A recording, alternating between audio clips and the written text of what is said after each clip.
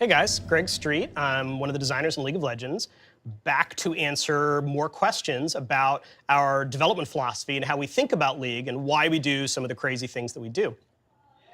So we're out of preseason now, and a question a lot of you asked us was about rate of change and how much change does League need, and do we change the game too much or too fast, which is all super relevant and the kind of stuff we talk about all the time. So let me dig into that a little bit. So going way back, like way before my time, to the genesis of League of Legends, Mark Merrill and Brandon Beck were talking about the kind of games they like to play and how frustrated they got playing a competitive game, because that's the kind of games they play, when the game would stop being updated. Like, the development team probably knew there was an exploit, or not even an exploit, just like a strategy that always trumps the other strategies, and it felt like everyone is using this, the developers probably know about it, why don't they fix it? And so they really wanted the game they made, which ultimately became League of Legends, to be a game that was curated, that was something we constantly looked at and updated. And if there was a pain point or a frustration or a strategy that couldn't be beat or a strategy that was all anyone used, Riot would step in and try to fix that so that players didn't have to go too long. We know we have a lot of you guys play League, maybe every day, maybe several times a day. And so even though we do try to patch on a, on a 2-week cadence, that could feel like a long time when there's like a champ in the game that's really frustrating to deal with. So overall, that leads to our philosophy of, let's get in there and fix the stuff that's broken. A lot of the changes we do are of this level of fixing broken stuff / maintenance / updating. To use a really simple example, our live balance patch notes are trying to get at the, Camille came out a little bit strong. It's always a challenge launching a new champion to get the balance just right. Some of our champions lately have been a little weak. She was a little strong, and so we adjust some of the numbers, hopefully to get it to be a little less frustrating to play against her and make her not 100% banned. At the opposite end of the spectrum is something like our Summoner's Rift update that we did a couple of years ago. The map wasn't necessarily broken, but it was definitely feeling old and creaky and something that maybe was getting in the way of enjoyment. So had our artists work on a fantastic update that was been overall really well received and makes the, brings the game a little more into the modern age. We're doing the same thing with a League client right now, just updating an older system into something that'll give us the potential to do cooler stuff and have a game that feels a little newer for you guys as well. A thing we look at a lot are system problems where it feels like the game is supposed to offer you a choice, but there's not really a choice. And a great example of that are item builds. A lot of the work we've done on the roster updates for things like the older mage update was trying to make it so that players didn't feel like they just have to buy the same old items every time. At the very least, when you switch champions, maybe you can have a different build order. And if we're, really deliver on it, then sometimes, depending on the situation of that game, you may pick different items. Maybe you need a tankier build. Maybe you need more magic resistance. Maybe you need an earlier power spike. All that is the kind of stuff. The reason we go in and change items and add new items is to try to add more interesting choices to players and solve some of these really fixed build order problems. Now, that's not to say that every change we make is out there to solve a problem. We do make some changes that are just to add freshness. I really want to make this distinction because most of the changes we do aren't for that reason. Most of the changes are trying to solve specific problems. We really try to stay away from tinkering. League is a game about mastery and getting better at the game. And that can be really frustrating when you feel like the developers are just out there kind of shaking the table all the time. It's like, why bother investing time to get better when Riot's just going to change things anyway? But I'll mention a couple examples of things we do more or less just to add freshness and add new levels of excitement. The most obvious one is new champions. Once in a while, we're adding a champion to try to solve a specific problem, like all junglers play the same could be an argument for why to create someone as kind of wacky and out there as Ivern. But for the most part, we add a lot of champions just because they're cool. Maybe they'll be somebody's new main. Maybe it's just a fun reason to log in and play the game. Another example, a totally different example, are the rotating game modes. They're there. We offer them largely as a diversion or a palate cleanser, if you will. I've played a lot of SR. Maybe I played some really hectic ranked games, and I still want to play League, but I just need a little bit of a break. And the reason those game modes only last a week or two is they may not have the depth to stand the test of time, but they're a nice temporary diversion or things like that. And finally, I want to acknowledge the very real situation that the game evolves even if Riot does nothing.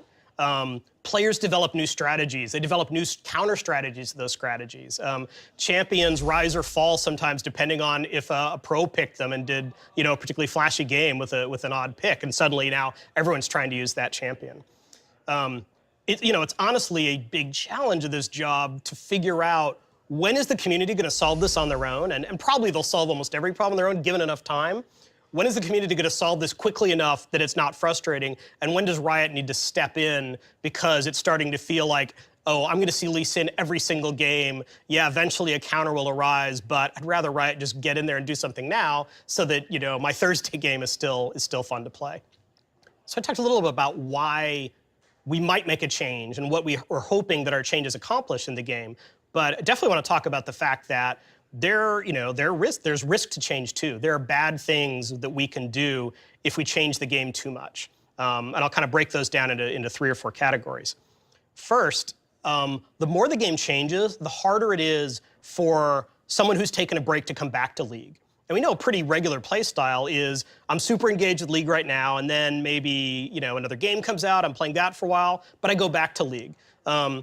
Hopefully the game is still recognizable at that point. And we know that the more we change, particularly dramatic changes like champion select is totally different, or wards are different, or there's a different dragon model in the game, we know that that creates a burden for returning players to figure out what's going on. Now, I also want to clarify that our first commitment is to you guys who are super active who are playing the game now.